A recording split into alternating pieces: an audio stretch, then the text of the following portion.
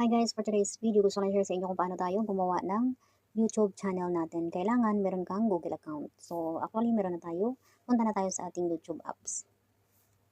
Then, click mo lang yung profile mo sa baba. Pagkatapos, click mo lang ito. Then, pwede ka nang mag-create ng yung channel. Dito sa Create Channel. Pwede mo namang edit yan.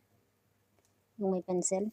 So, let's say, ang name natin sa channel na visible kapag i-search nila tayo. Ito ay palitan natin. Let's say, tech.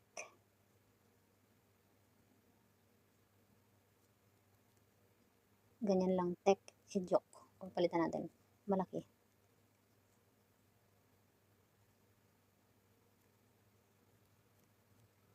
And then, isave mo lang. Yan na. Tapos yung handle na binigay nila ay ito. So, pwede mo namang palitan yan. Let's say. So, yan. Then, isave mo. Ayan, napalitan na natin. At yung profile natin, okay lang ba sa'yo or palitan mo? Pwede natin palitan yan. Punta tayo sa gallery. Let's say ito. Try lang.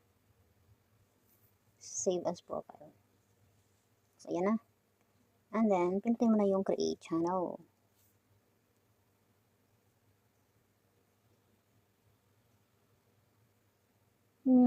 Finally, ito na.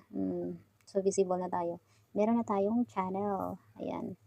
So, let's say gusto mo mag-create ng iyong i-vlog dito. So, pindutin mo lang yung create.